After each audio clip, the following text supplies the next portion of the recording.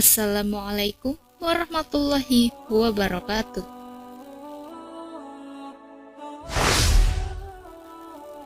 Sahabat beriman, mata adalah jendela hati.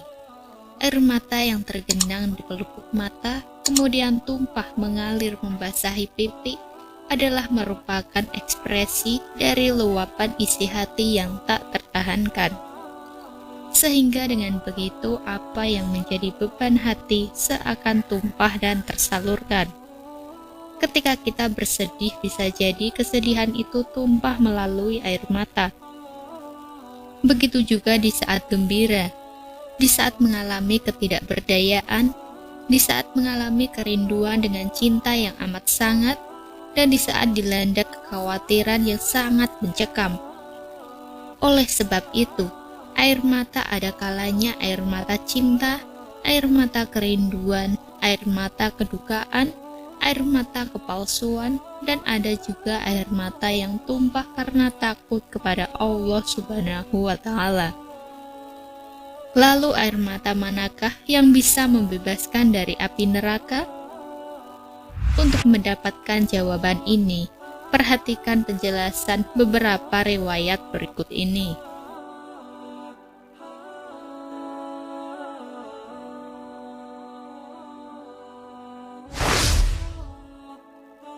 Baginda Nabi pernah bersabda, barang siapa yang pernah menangis karena takut kepada Allah, maka Allah mengharamkan matanya tersentuh api neraka.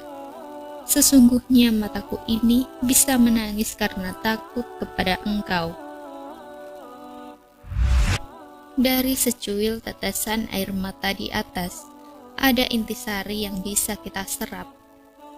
Apakah kita terbiasa menitikan air mata karena gejolak rauk yang melanda hati atau rasa takut yang mengguncang jiwa? Adakah rasa cemas dalam diri kita tak kalah kita mendengar kisah dan suatu jenis keniscayaan yang pelik ihwal, senari azab, dan peristiwa yang terjadi pasca kematian?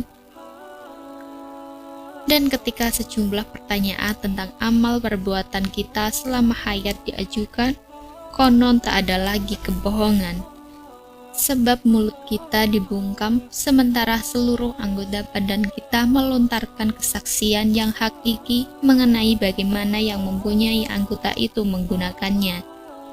Bagi tangan yang dipergunakan untuk mencuri, maka tangan itu pun akan mengungkapkannya semua.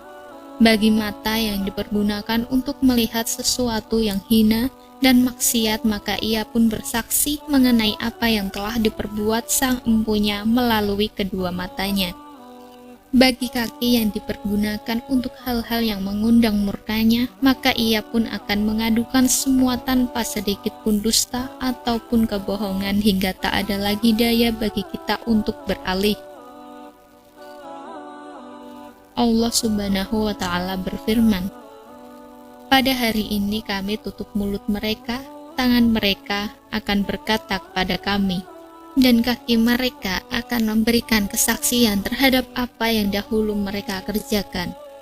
Al-Quran Surat Yasin ayat 65. Ayat di atas memberitakan bahwa pada hari kiamat kelak, mulut kita tidak akan lagi bisa berdusta ataupun menampik kenyataan lagi mengenai apa yang dahulu pernah kita kerjakan. Mulut kita akan dibungkam oleh segala kesaksian dan pengaduan dari anggota tubuh seperti tangan, kaki, mata, telinga, hidung, bahkan hingga bulu mata. Oleh karena itu, patutnya kita berhati-hati dalam melakukan suatu perbuatan.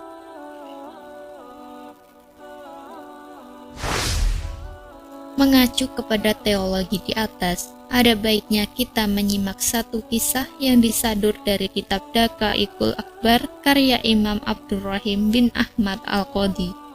Konon kelak, setiap hamba akan didatangkan untuk ditimbangkan amal baik dan buruknya.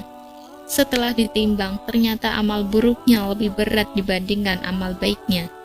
Maka diseretlah ia ke dalam neraka.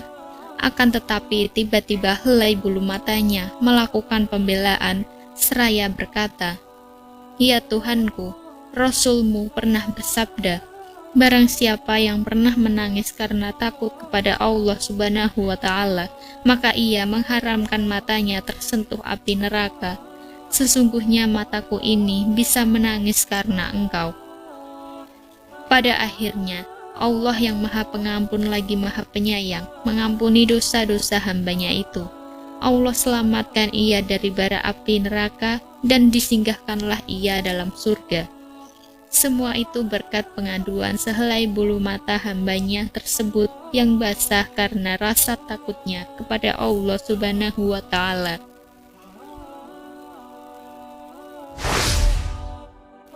Peristiwa tersebut dikisahkan untuk dapat kita petik untaian hikmah dan ibrahnya. Maka patutnya berhati-hati dalam berbuat. Tindakan sekecil apapun agaknya terekam secara baik oleh seluruh anggota badan kita. Barangkali tak pernah kita duga sebelumnya bahwa hanya dengan menangis karena takut pada Allah pun bisa menyelamatkan seorang hamba dari api neraka.